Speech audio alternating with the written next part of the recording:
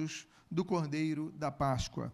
Convido a que você abra a sua Bíblia no livro de Êxodo, o segundo livro da Torá, e eu preguei sobre uma parte desse capítulo, do capítulo número 12 do livro de Êxodo, na sexta-feira passada, anteontem, o dia da crucificação, a chamada Sexta-feira Santa.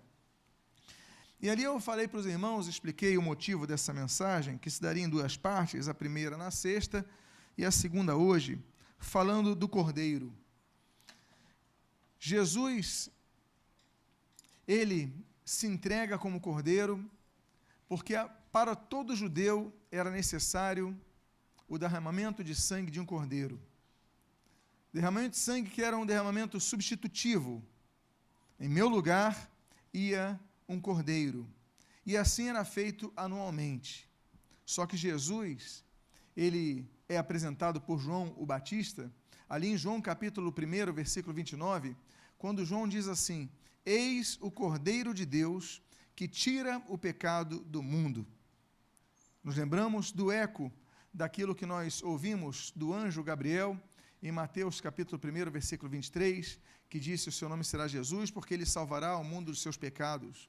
Então Jesus veio como Yeshua, o nome dele é Yeshua, o Salvador, aquele que salva. Então ele vem como cordeiro, que era o símbolo máximo desse sacrifício.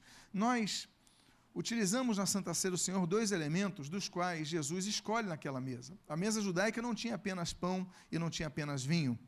Nós escolhemos esses dois elementos porque daquela mesa judaica, que tinha vários elementos, a mesa judaica na Páscoa tem ovos, a mesa judaica na Páscoa tem cordeiro, tem ervas, tem tantas coisas, mas Jesus escolhe dois elementos. E assim nós participamos. Mas um dos elementos, que é o pão, ele aponta para o cordeiro. Porque Jesus falou: este é o meu corpo, que é dado em favor de vós. Jesus entrega o seu corpo físico, mas o corpo que era entregue para a cultura judaica tinha que ser o corpo de um cordeiro. Por isso João falar aquilo: eis aí o Cordeiro de Deus que tira o pecado do mundo. Então nós vamos ver hoje, na nossa pequena, rápida reflexão, a respeito dos 3 pedaços do Cordeiro da Páscoa. Eu convido a que nós então possamos ler o versículo 1 até o início do versículo 3, de Êxodo capítulo 12. Todos encontraram? Tem também na tela o texto para você acompanhar. E registre então o autor sagrado. Disse o Senhor a Moisés e a Arão na terra do Egito: este mês vos será o principal dos meses, será o primeiro mês do ano. Falai a toda a congregação de Israel, dizendo: aos 10 deste mês, cada um tomará para si um cordeiro.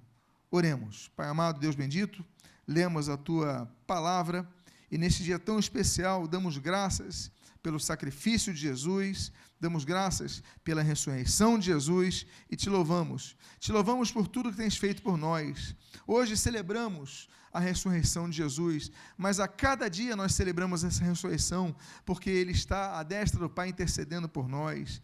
Ele está para nos conduzir, Ele está para nos advogar, Ele está para cuidar de cada um de nós. Nós podemos clamar a Jesus e Ele nos ouve. Muito obrigado pela ressurreição do Seu Filho Jesus, e o que nós pedimos, nós te agradecemos. Amém e amém.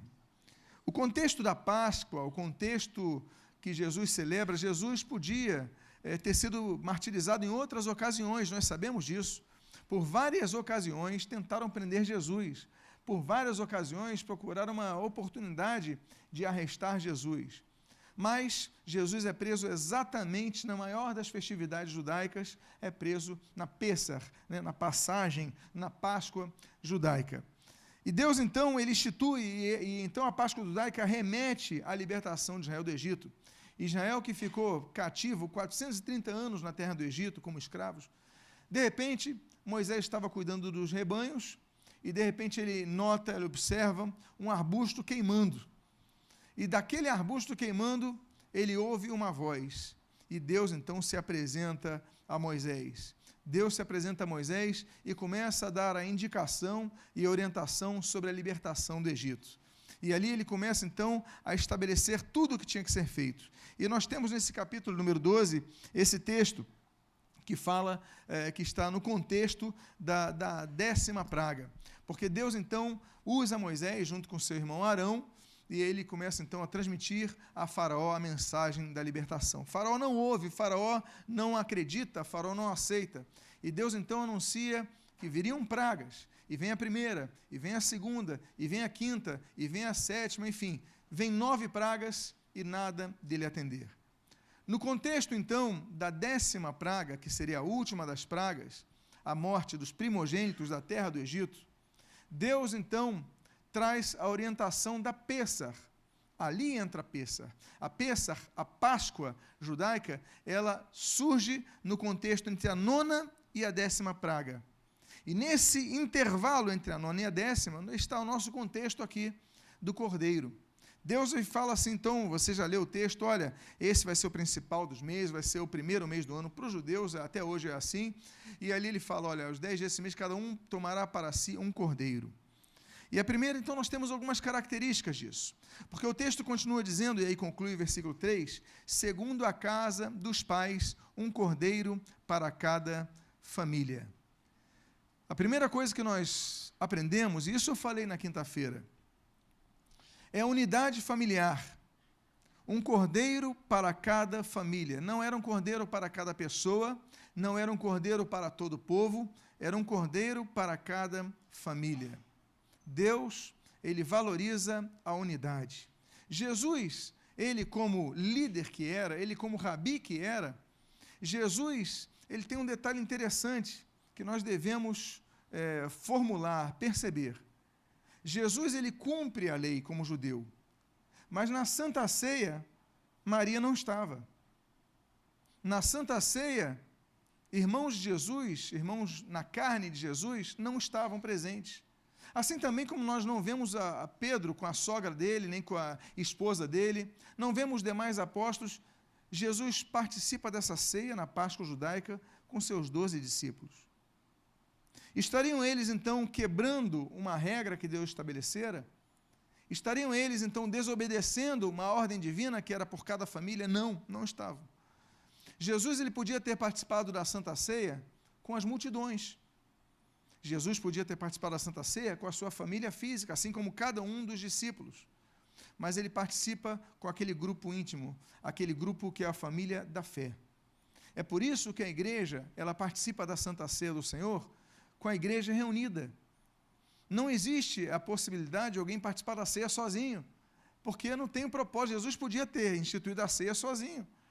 Jesus podia ter instituído a ceia com apenas uma pessoa, com seus parentes. Ele escolhe para participar da ceia aqueles que caminhavam com ele, aqueles que aprendiam com ele, aqueles que ministravam com ele, aqueles que faziam a divulgação do evangelho, proclamavam as boas novas com ele, a família da fé. É por isso que quando a igreja se reúne, nós participamos da ceia do Senhor, porque aqui nós somos a família da fé. Nós não estamos com todos os nossos parentes aqui, mas nós participamos da Páscoa, nós participamos da ceia do Senhor com a família da fé.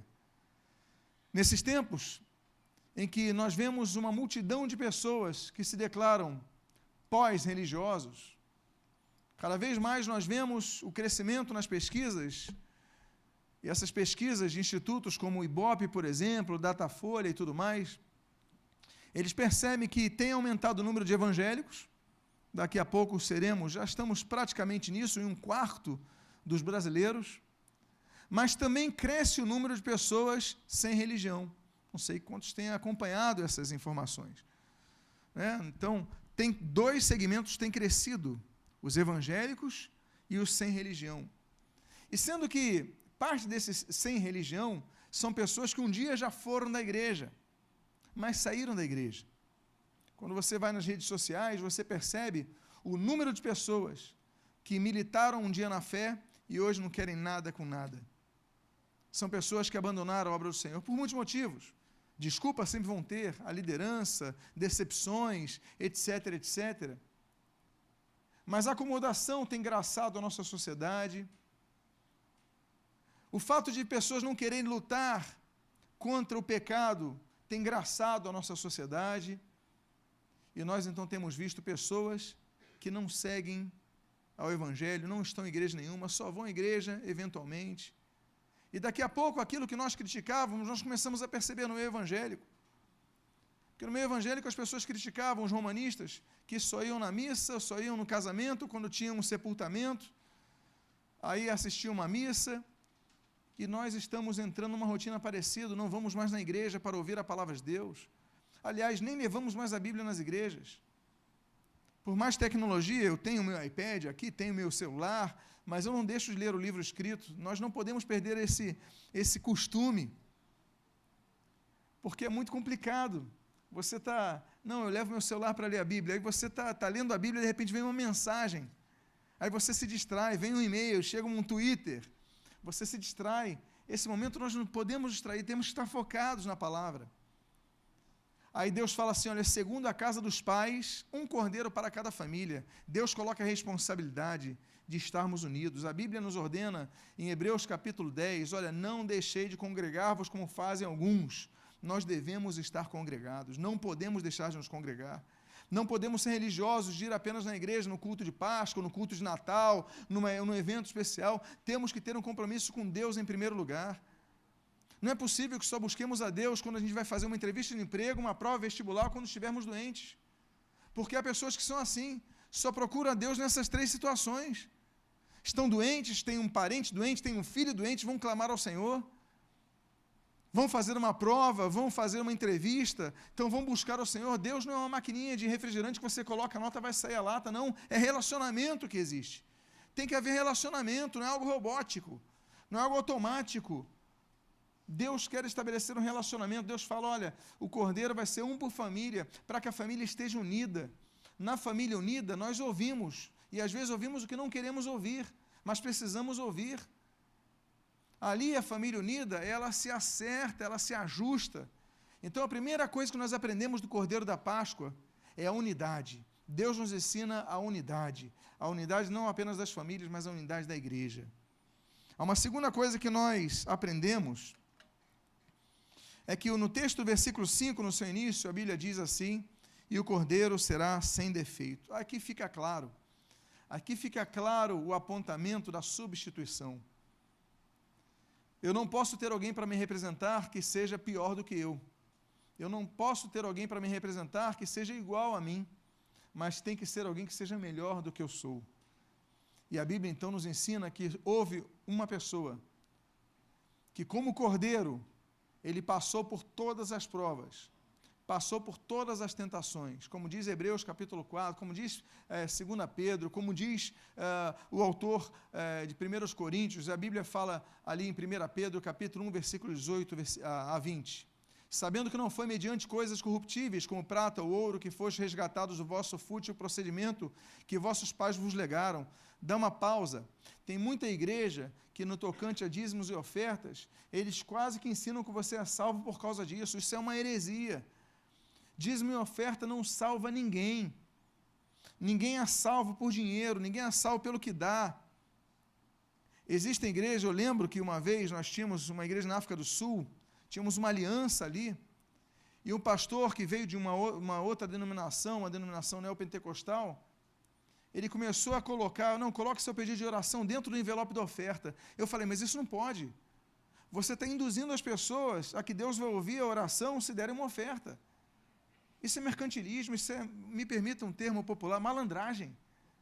Isso é mau caratismo, não pode. E ele preferiu continuar assim, seguir o caminho dele e não continuamos juntos. Há pessoas que são assim, mas a Bíblia é clara, olha, não foi por prata ou ouro que foste resgatados do vosso fútil procedimento, não é por dinheiro que nós somos salvos, é pela graça, é pela fé em Jesus. Mas o texto continua dizendo o seguinte, vossos pais vos legaram, mais pelo precioso sangue como de cordeiro, sem defeito e sem mácula, o sangue de Cristo. Só houve um que não teve defeito nem mácula. A Bíblia nos aponta, por exemplo, em Mateus capítulo 4, que Jesus é levado pelo Espírito Santo ao deserto para ser tentado. A Bíblia cita 3 tipos de tentação, mas Jesus não foi tentado em 3 áreas. Lembra, os irmãos, foram 40 dias de tentação, e Jesus foi tentado em todas as coisas, como diz a palavra de Deus. Ele foi tentado na vida sexual, ele foi tentado na questão do orgulho, ele foi tentado tantas coisas. mas dele não se achou dolo, nele não se achou erro. Jesus, ele passou tudo por amor a cada um de nós, para que pudesse nos representar. É por isso que a Bíblia diz que só há um mediador entre Deus e os homens, Jesus Cristo. Há um ponto depois de Cristo? Não, há uma vírgula. O texto diz assim, portanto, só um mediador entre Deus e os homens, Jesus Cristo, vírgula, homem. O mediador é Jesus Cristo, vírgula, homem. Porque como um homem, ele passou o que eu passo, o que você passa, o que cada um de nós passa, mas ele venceu. Então ele pode falar a Deus Pai, porque a Bíblia diz em 1 João capítulo 2, versículo 1, que nós temos um advogado perante o Pai, Jesus Cristo. Então é por isso que quando nós pedimos perdão, pedimos ajuda ao Senhor, Jesus é nosso advogado, ele fala, olha, eu como homem sei o que ele passa, sei o que ele sente, e ele então pode nos advogar. Como é ruim quando você contrata um advogado que ele não se interessa pela sua história, que ele não entende a sua história, não é verdade? A pessoa não entende. Ele vai advogar sem alma, ele vai advogar sem sentimento, ele vai ser artificial. Mas Jesus não. Jesus é o advogado que passou tudo que nós passamos.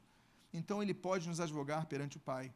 E ele diz o sangue de Cristo, que é um sangue sem defeito, um sangue sem mácula. Isso nos aponta, então, para a ligação do sacrifício do Egito para o sacrifício em Jerusalém, para o sacrifício em nossas vidas. Há uma outra questão que nós devemos considerar. É o que está no versículo número 7. Tomarão do sangue e o porão em ambas as ombreiras e na verga da porta, nos umbrais da porta, nas casas em que o comerem. Isso é importante.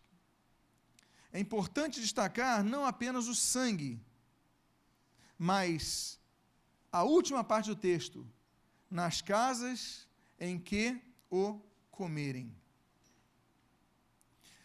Aqueles que estiveram na quinta-feira passada se lembram que nós falamos nesse texto, nós trabalhamos só no Êxodo 12, nós falamos que Deus fala o seguinte, olha, todos têm que fazer e têm que comer o cordeiro à pressa. Da noite para o dia, as pessoas tinham que comprar um cordeiro, da noite para o dia tinham que sacrificar o cordeiro, da noite para o dia tinham que cozer o cordeiro, e da noite para o dia tinham que comer o cordeiro. Não, e a Bíblia diz, no texto de Êxodo 12, que não podiam deixar para comer no dia seguinte. Eu imagino a estrutura e a infraestrutura que isso exigiu do povo judaico, a corrida que foi. Cada um correndo para não podia passar daquilo. Por quê? Porque o anjo que seria enviado para ceifar a vida dos primogênitos do Egito, passaria por sobre, ou seja, Pêssar, ou seja, Páscoa, e esse é o significado de Páscoa, passar por sobre, passar por cima. Ou seja, ele não entraria nas casas que tivessem a marca do cordeiro. Há pessoas que foram negligentes, há pessoas que falaram o seguinte, eu vou fazer pouco caso disso, da instrução do Senhor. Eu vou deixar para lá, eu vou deixar para depois, eu vou deixar para amanhã, amanhã eu faço o cozimento aqui. Mas a Bíblia diz claramente, vocês vão colocar nas portas das casas que o comerem. Ser cristão não significa ter Cristo. Perdão, melhor dizendo, reformulando. Dizer-se cristão não equivale a ter Cristo. Cristão é do grego Christianos. O Christianos é o diminutivo de Christos. Christos é Cristo, Cristianos, pequenos cristos, cristozinhos. Há muitas pessoas que se dizem cristãs, mas não são pequenos cristos. Não são pessoas como foi Jesus Cristo. Nós temos que ser como foi Jesus Cristo, nós temos que imitar os passos de Jesus. Como isso é difícil. É uma missão quase impossível, mas é nossa obrigação. E ser como Jesus é viver o cristianismo dia a dia. Porque muitos vivem um cristianismo de domingo. Eles são crentes domingo. Eles fazem coisas erradas durante a semana. Eles satisfazem suas carnes, eles satisfazem tudo. Eles vivem suas rotinas, mas domingo eles vivem uma vida santa. De nada adianta. A Bíblia diz, na casa que os comerem, a comida tem que ser nosso alimento diário, nós temos que comer do Evangelho diariamente, nós temos que comer da palavra diariamente, nós temos que buscar do Senhor diariamente, é dia após dia, não é um compromisso semanal, não é um compromisso sazonal, como alguns fazem. Não, eu vou na igreja porque é um evento especial, vou na igreja. Não, nós devemos estar sempre na casa do Senhor, buscando o Senhor. na casa que o comerem. Muitos judeus perderam parentes naquela noite terrível, quando foram ceifados os primogênitos do Egito. Não apenas os egípcios morreram, mas muitos hebreus, aliás, não eram judeus ainda, mas eram hebreus. Muitos hebreus morreram naquela noite, porque não sacrificaram, não comeram do cordeiro. Nas casas que o comerem, haveria a marca desse sangue. E a Bíblia diz então, naquela noite comerão a carne assada no fogo. Todas as casas tinham fogo naquela época. As descobertas mais recentes mostram, todos tinham fogo por dois motivos: alimentação e proteção contra o frio. Então nós temos que entender que todas tinham um canteirozinho ali, um cantozinho onde acendiam fogo. Isso era comum. Mas tinha que colocar a carne no fogo. O fogo, ele dá sentido à alimentação. Você não consegue comer uma carne crua. Se você comer uma carne crua, provavelmente, dependendo da carne, mas muito provavelmente você vai passar mal. Porque o que faz o fogo? O fogo elimina as impurezas, não é verdade? A alta temperatura elimina bactérias, mata, e faz com que aquela carne seja plausível a que se fosse comida, degustada, e se tornasse alimento, se tornasse algo bom. A nossa comida tem que ser passada pelo fogo. A nossa vida cristã, ela precisa ser passada pelo fogo para que tenha sentido. Porque muitos se dizem cristãos, mas são cristãos enquanto está tudo bem, vão na igreja e tudo mais, mas no momento da provação, no momento da dificuldade, eles abrem mão. Eles não querem passar a sua comida pelo fogo. Eles não querem matar as impurezas da sua vida. Eles continuam com a sua vida em pecado, vêm na igreja e trazem seus cordeiros crus e comem cordeiro cru e se enchem de doenças. Porque a nossa vida tem que ser levada, temos que levar o cristianismo ao fogo. A cada dia nós temos que colocar a nossa fé em prática. Nós somos tentados. Quem aqui não é tentado? Todos nós somos tentados. Mas a cada dia temos que vencer a vontade da carne. Lutero, o reformador, ele tinha um hábito, quando acordava, de falar 3 palavras em latim. Ele falava assim: oratio, meditatio e tentatio. Oratio, eu vou começar meu dia, vou começar meu dia em oração. Depois ele dizia, meditatio, agora eu vou meditar na palavra de Deus, vou ler a palavra de Deus. E depois ele dizia, tentatio, agora eu vou enfrentar as tentações, agora eu estou mais apto para enfrentar as tentações. Há cristãos que estão comendo carne crua, não querem queimar a carne, não querem colocar a carne em prova, não querem vencer a vontade de sua carne. E a Bíblia diz claramente, naquela noite comerão a carne assada no fogo. O texto continua dizendo, com pães asmos. Os pães asmos, eles têm uma característica diferente dos outros pães.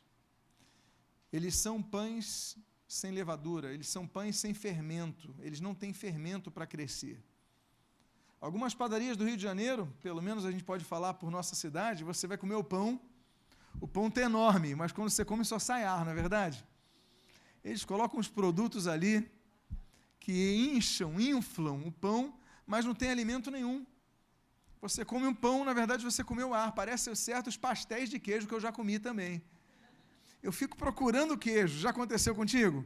Onde está o queijo? Não acho queijo. Eles colocam um pouquinho de queijo ali para enganar a gente, mas não tem queijo. Mas esse pão, ele tinha que ser sem fermento, por quê? Porque o fermento que incha o pão, que crescia, fazia o pão crescer, ele simboliza pecado. É como eu falei anteriormente, mas de uma maneira mais precisa. Olha, o pão vai ser a companhia da carne. Você vai comer a carne com pão. O pão vai estar junto com a carne. Olha, mais uma correlação com a ceia. Mas esse pão tem que ser sem fermento. Ultimamente, nós temos usado a nossa ceia, o matzot, que é o pão sem fermento. É o pão judaico. É o pão que eles comem na Páscoa. É um pão sem nenhum fermento para não dar crescimento artificial. Porque o fermento, ele faz com que aquela massa ela cresça artificialmente, não naturalmente. Amados irmãos, muitos na vida espiritual estão com fermentos. Uma vida espiritual artificial. Uma vida espiritual não genuína. Eles têm aparência de cristandade, mas não são. eles louvam o Senhor, eles pregam, eles evangelizam, eles trabalham nos ministérios, eles cumprimentam a paz do Senhor, e algumas igrejas que exigem determinadas roupas dos seus membros, colocam aquela roupagem, aqueles uniformes, alguns usam uniformes, alguns usam padrões estéticos de cabelo, e você usa todo o formato de crente, mas a sua vida está podre. São pessoas, são pães com fermentos. Têm aparência de pão, mas são vazios. Têm aparência de pão, mas não tem nada que alimente. São pessoas que estão na igreja, mas são fofoqueiras, são intriguentas, são invejosas, são más. São pessoas que não têm nenhuma diferença do mundano. Vivem para o mundo, vivem para satisfazer a carne, não buscam a Deus na palavra de Deus, simplesmente vão nos cultos. Se dizem cristãs, mas são pães com fermentos. A Bíblia diz, olha, para comer essa carne, você precisa ter um pão asmo, você precisa ter um pão sem fermento, você precisa se desinchar, você precisa tirar a sua máscara, você precisa ser uma pessoa mais humilde diante da presença de Deus. Deus exige que nós sejamos pessoas sem fermento. É isso que a Páscoa nos ensina. Não estamos celebrando a Páscoa? Páscoa não é chocolate, Páscoa é cordeiro. Páscoa não é apenas chocolate com embrulho e brinquedos dentro, que depois começaram a botar brinquedos. Hoje as pessoas compram, as crianças compram o ovo, não, nem pelo chocolate, mas pelo prêmio que está lá dentro. Mas o nosso brinde, o que vem junto com nossa carne, ele vem um pão asmo. Isso é a verdadeira Páscoa. Me desculpem se eu não estou falando dos chocolates. Eu sei que nós vamos comer chocolate daqui a pouco, eu sei que o pessoal vai se congraçar com as suas famílias, mas eu tenho que falar da verdadeira Páscoa, a Páscoa do Cordeiro, a Páscoa do pão asmo. A Bíblia continua então dizendo que não apenas havia pão asmo, mas para acompanhar havia um molho. Não é o molho chimichurri, o molho uruguaio, não é um outro molho qualquer que você coloca, não é um molho à campanha que você colocava na carne. O molho que acompanhava a carne era de ervas amargas. Ervas amargas. Meus amados, eu não sei quantos gostam de comer algo amargo. Eu, na minha infância, comia muito uma bala, e depois que me casei com a Cláudia, certo dia eu estava vendo ali uma balinha, é uma balinha preta, que se chama, vamos ver quantos são da minha época, bala de mas quantos aqui gostam? Poxa, até me surpreendi aqui. Quantos aqui não gostam? Olha, até a minoria não gosta, porque ela é azeda demais. Não é verdade? Mas aquilo que é azedo, a gente vai se acostumando. Não é verdade? É bom. É coisa da minha infância. Você não vê isso vendendo no shopping. Eu vi um moço ali vendendo, eu falei, eu quero isso daí. Aí voltei à minha infância, voltei aos meus tempos de criança. Pois bem, ervas amargas. Deus, ele colocou ervas amargas porque, junto ao cordeiro, muitas vezes, o que nos vem é mais trabalho. Porque existe uma falsa ideia que é transfigurada num slogan dizendo o seguinte, venha para Jesus e pare de sofrer. Mas Jesus, ele falou o oposto. Ele fala, olha, vós sereis perseguidos por causa do meu nome. Jesus, ele fala, no mundo tereis aflições. O que nos diferencia é o seguinte, ele diz assim, mas não temam, porque eu temi o mundo. Eu venci o mundo. O que nos garante, o que nos faz diferente dos outros, não é o fato de não termos problema, porque nós continuamos tendo problema, a não ser que sejamos mentirosos e hipócritas. Eu não tenho problema nenhum e você tem dívidas no cartão, você tem pessoas enfermas na sua família, você experimenta dificuldades, você tem problemas no casamento, Então, as pessoas têm, mas você pode maquiar e colocar uma frase hipócrita, não, eu não tenho problemas, você está sendo falso, você está sendo mentiroso. Jesus, ele mostrou que nós teríamos problemas, mas ele falou, mas eu venci o mundo. O que nos diferencia a paz que nós temos para lidar com os problemas, o que nos diferencia é o fato de nós podermos clamar a Deus e Deus, pela sua graça, poder intervir e nos tirar e nos livrar desse problema, porque Deus nos livra de tantos problemas, não é verdade? Nós clamamos, Senhor, Deus traz libertação, traz vitória, Deus nos tira dos problemas. Isso é o nosso diferencial. Nós temos essa ajuda que vem do alto. E glória a Deus por isso. Mas o fato é que tem pessoas que se batizam e falam, acabaram meus problemas, mas continua lá, a conta de luz da Light, que venceu. Na quinta-feira você batizou, você chega domingo, aí chega lá a conta, R$0. Não existe isso. Continua assim, débito na conta. Sua conta está em dívida. O batismo não muda os problemas, a religião não muda. Nós devemos enfrentar o problema. Vamos enfrentar com fé, vamos administrar melhor, vamos orar ao Senhor para que nos dê sabedoria do alto. Tudo isso, essas orações, a nossa fé, a direção de Deus, a sabedoria de Deus, a intervenção de Deus, tudo pode acontecer e nós oramos e louvamos a Deus por causa disso. Mas o fato é que ervas amargas acompanham a Páscoa. Os discípulos foram perseguidos logo depois disso. A igreja continuou, a igreja cresceu, mas discípulos foram presos, discípulos foram mortos, com exceção de João, segundo a tradição, todos foram martirizados. Cristãos hoje estão sendo mortos pelo Estado Islâmico. Cristãos estão passando dificuldades. Teve uma bomba que explodiu domingo passado no Egito, matando 21 irmãos nossos. Então, nós não podemos negar ao Senhor, mesmo que nossa vida tenhamos que comer ervas amargas. Ah, pastor, eu enfrentei uma dificuldade, vou largar Jesus. Ah, pastor, eu enfrentei o desemprego, vou largar Jesus. Ah, pastor, eu fiquei doente, vou largar Jesus. Ah, pastor, meu marido me abandonou, vou largar Jesus. Ah, pastor, não consigo marido, vou largar Jesus. Ah, pastor, não consigo emprego, vou largar Jesus.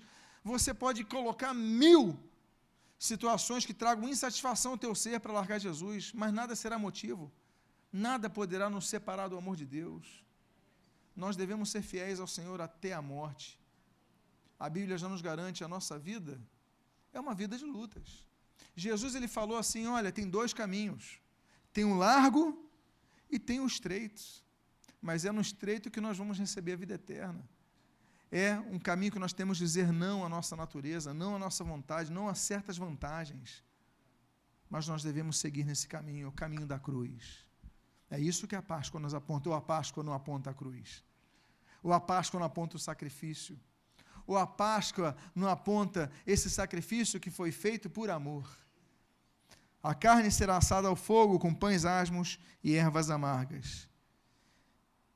E eu vou para a minha conclusão sobre 3 pedaços que devem ser comidos deste cordeiro. Esse cordeiro tinha que ser comido em 3 partes. E a primeira parte do cordeiro a ser comida, diz o texto do versículo 9, no seu início, o seguinte: não comereis do animal nada cru, nem cozido em água, porém assado ao fogo.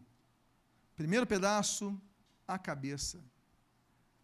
Meus amados, nessas viagens, eu já vi pessoas comendo cabeças. Eu nunca comi a cabeça de um animal, porque eu acho repugnante. Quantos aqui tem uma certa repugnância? Uma vez em Berlim, eu passei por um restaurante tailandês. Meu Deus! Uma coisa é o franguinho assado que a gente vê na padaria, todo domingo. É uma delícia aquilo. Mas outra coisa é você ver o frango com a cabeça. E o sujeito comendo a cabeça. Eu falei, o que tem de carne nisso? Ah, como é que pode? Até peixe, que é uma das poucas coisas que a gente aceita na nossa mesa com cabeça, as pessoas deixam de lado.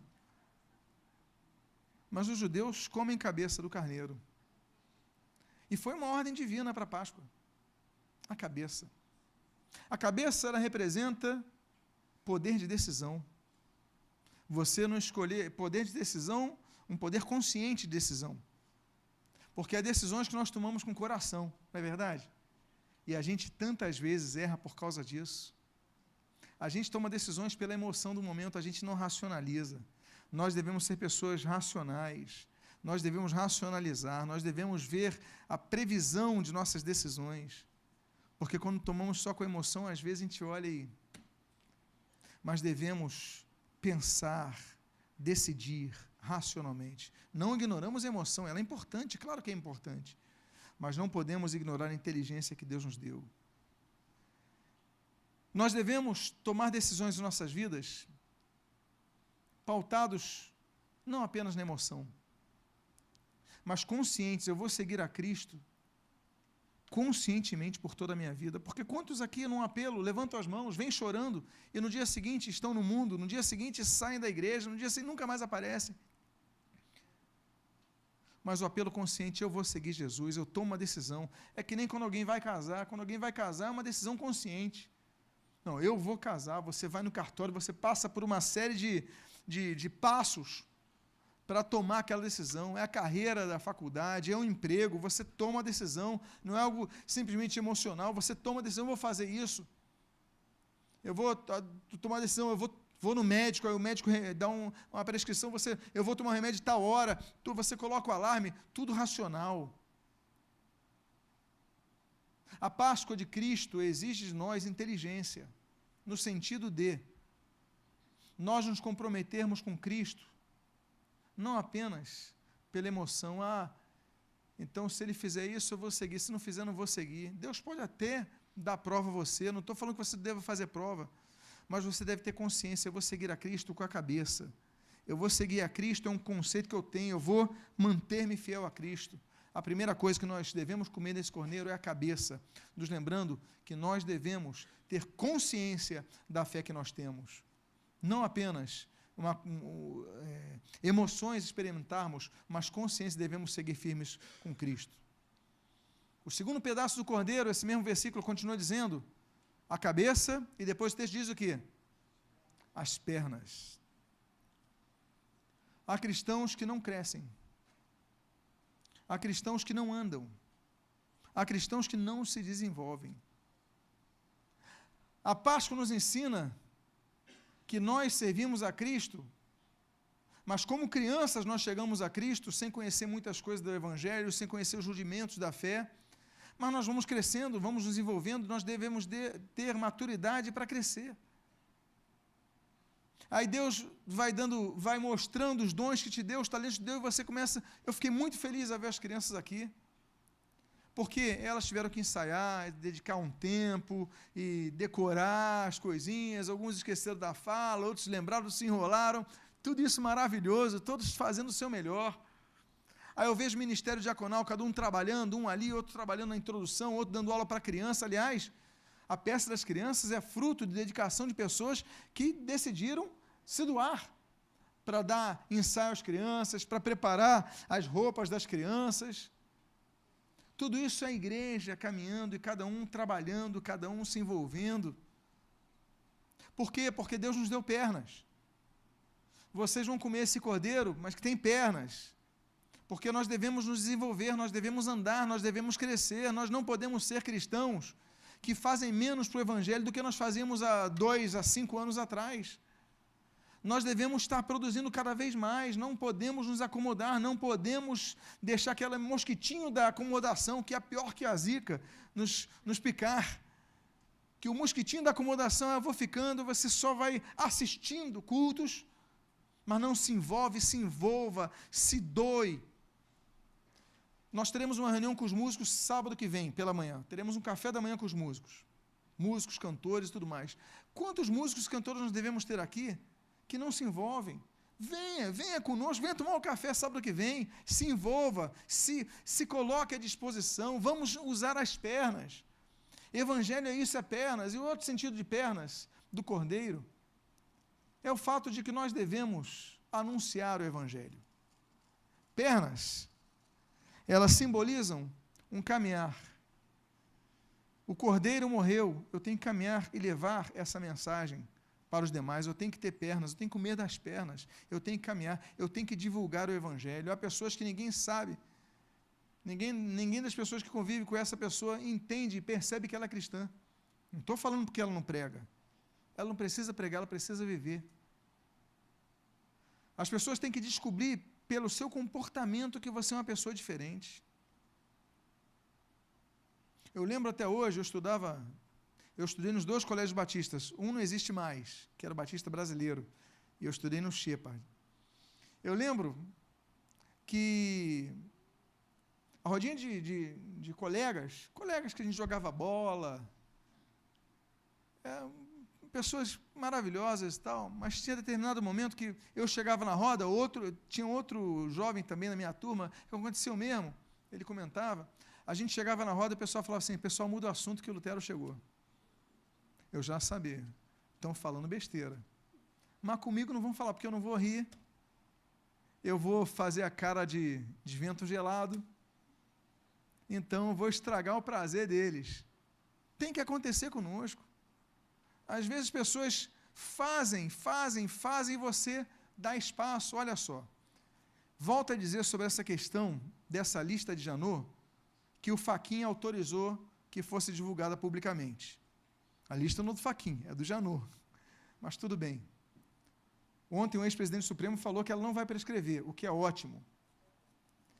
Mas eu comentei, até na quinta-feira, que foi, por um lado, uma vergonha para cada um de nós. Por outro lado, foi uma alegria ver que o judiciário está agindo. Pelo menos impunidade, teoricamente, está acabando. Mas, eu fiquei pesquisando, nós tivemos um pastor envolvido nisso, que estou falando da delação, que numa campanha presidencial, ele foi pago para ajudar um dos candidatos. Quantos leram sobre isso? Acho que a maioria aqui sabe. Aí eu falei, ok, um pastor nessa. Mas o outro pastor, não está. E o outro, e o bispo, e não sei o quê, e o outro, e não sei o quê. A bancada evangélica, ela hoje, ela tem, envolvendo deputados e senadores, tem cerca de 20% de sua representatividade. Hoje, 20%. Tu vê um nome. É um alívio para mim. Eu falo, graças a Deus, tem um. Claro que a Rede Globo vai colocar na capa do jornal, pastor fulano de tal, é óbvio. E é óbvio que os 80% dos católicos romanos, que é grande parte dos corruptos e corruptores, eles vão colocar católico, assim não, porque é a maioria, mas não falam. Quando é pastor, eles vão falar. Evangélico, vão falar. Mas foi um alívio, 20%, quase ninguém, por quê? Porque se chegarem com conversa, você vai mudar a sua fisionomia. Você não vai aceitar, você vai expulsar, você vai dar as costas, não é verdade? Você vai ser diferente. Eu volto a dizer, um irmão nosso, que era policial da antissequestro, eu lembro, uma vez pararam um carro, ele estava conversando comigo, que todo mundo endividado, e os traficantes ali ofereceram um dinheiro para eles, uma quantia altíssima para liberarem o carro com as drogas. Ele era o único crente. Falaram, você se afasta da conversa aqui. Afastaram ele porque sabia que se ele estivesse ali no meio, ele era o chamado moderno, né? Era o mais novo do grupo, botaram ele de lado. Nós devemos ser assim. Pessoas que por nossa vida, nós reflitamos o Evangelho, que o Evangelho ande conosco, que o Evangelho não fique apenas no endereço aqui da Tijuca, da Conde Bonfim 604, aí você sai por aquela porta, o Evangelho já não te acompanha. Você é crente dentro do templo, fora do templo você é mundano, você é corruptível, você é corruptor. Não, o Evangelho tem que nos acompanhar, isso é Páscoa. E eu finalizo, trazendo a última parte desse texto, e diz, a cabeça, as pernas e a fressura, as entranhas. A fressura, as entranhas, para os judeus, era o símbolo das emoções. Quando você está nervoso, muitas vezes tem uma reação, não tem uma reação? Nas entranhas. Aí você, então, muitas vezes tem que sair correndo para algum lugar para te socorrer. Você passa mal, você fica enjoado, você fica tenso. Então, na cultura judaica, as entranhas representam a sede dos nossos sentimentos. A cabeça representa a sede de nosso intelecto, nosso poder de decisão racional, mas as entranhas é o emocional, nossos sentimentos. Eles tinham que comer a fressura, eles tinham que comer as partes de dentro. Nós devemos desenvolver relacionamento com Deus.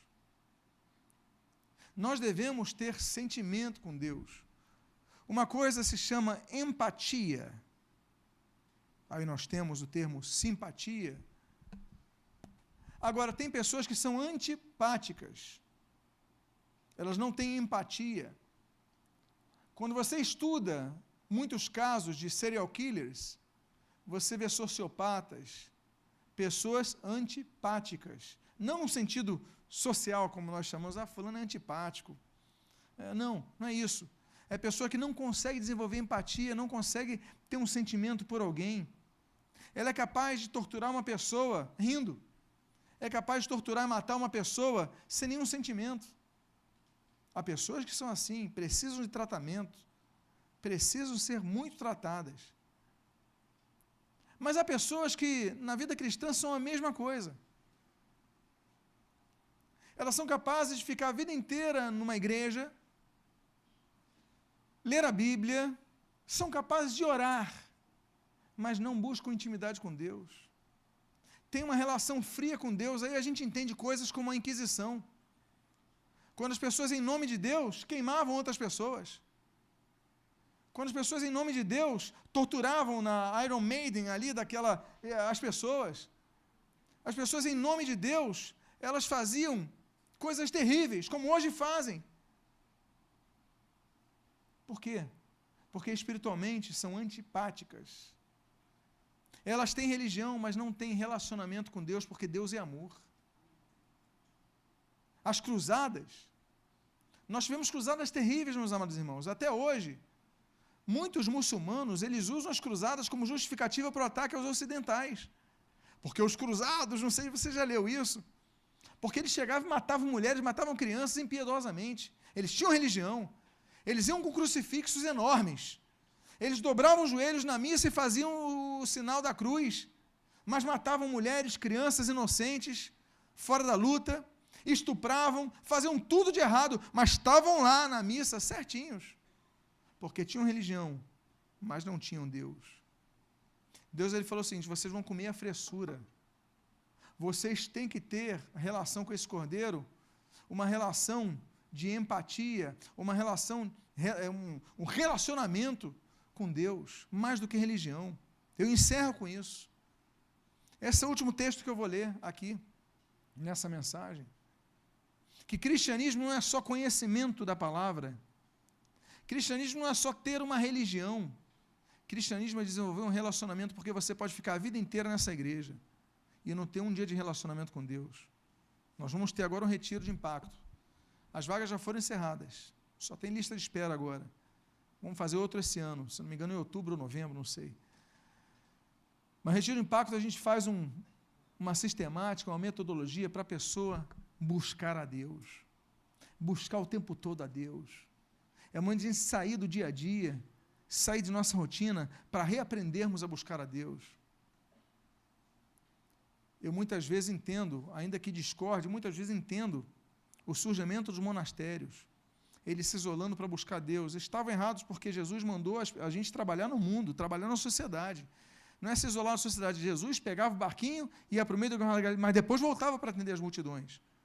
Nós devemos servir as pessoas, abençoar as pessoas aqui, mas devemos nos isolar de vez em quando para buscarmos a Deus. A nossa rotina não nos deixa. Eu volto a dizer a questão da Bíblia. Eu não tenho nada contra, eu também tenho aplicativos da Bíblia no meu celular, no meu iPad, eu tenho aplicativos da Bíblia, é claro que eu tenho, eu uso.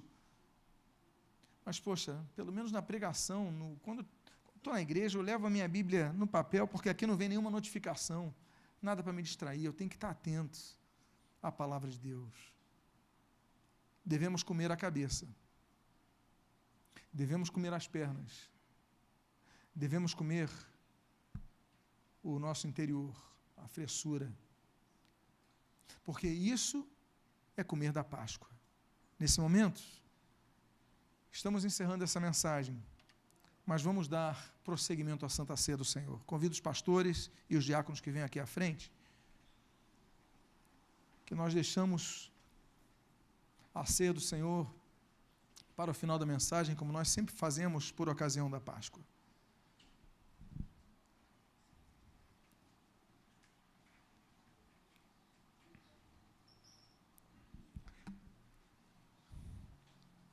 Eu gostaria de fazer uma oração agradecendo ao Senhor, e a seguir nossos diáconos distribuirão os elementos da Santa Ceia.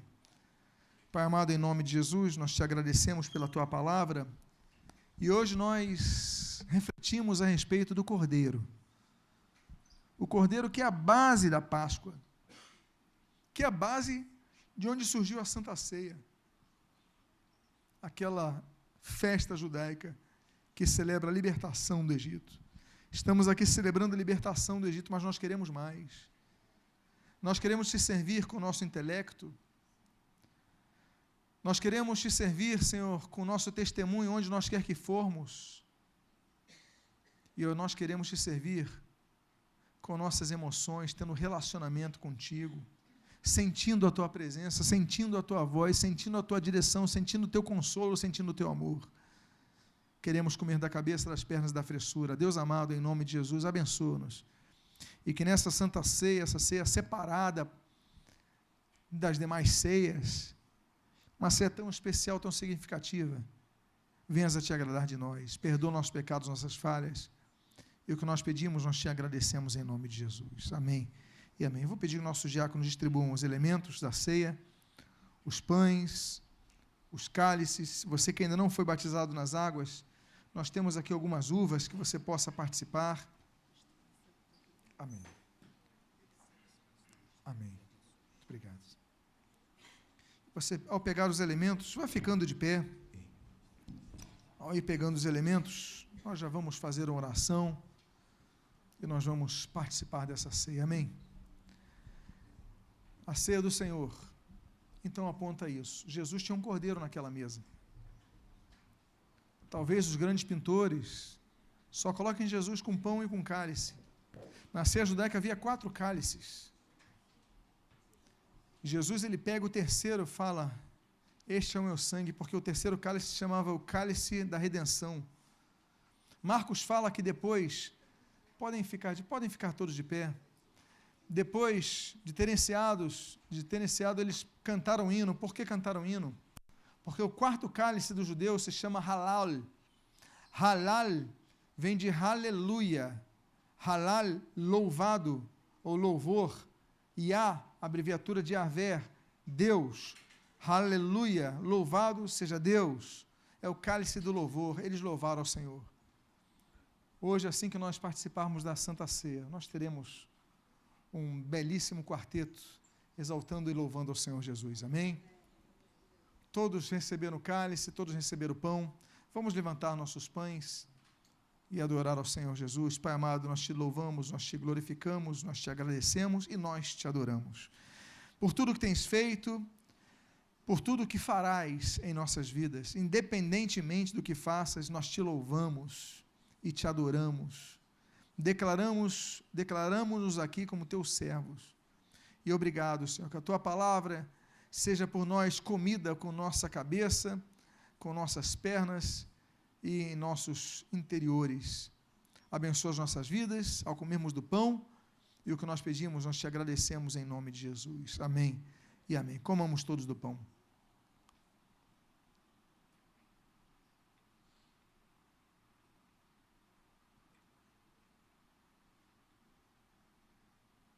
Erguemos o cálice, Senhor. O cálice do sangue de Cristo. Pois o sangue de Jesus nos tira de todo pecado, nos purifica de todo pecado, nos liberta de todo pecado, nos limpa de todo pecado, nos redime de todo pecado. O sangue de Jesus é libertador. Jesus derramou o seu sangue naquela cruz e hoje, nesse domingo, nós celebramos a ressurreição. Porque Jesus morreu, sim, mas ressuscitou e está à destra do Pai intercedendo por nós. Por isso nós te louvamos, nós te glorificamos e nós te agradecemos em nome de Jesus. Amém e amém. Tomemos todos do cálice.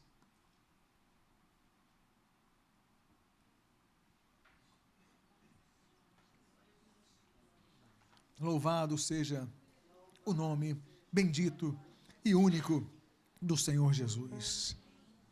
Te louvamos, Deus, te adoramos, te glorificamos, te agradecemos, porque a tua ressurreição nos trouxe vida. Hoje nós somos salvos pela graça. Muito obrigado em nome de Jesus. Amém. E amém. Enquanto os irmãos sentam, nossos diáconos recolhem, vamos ouvir o louvor do Senhor com a família Cardoso. Que Deus abençoe rica e abundantemente.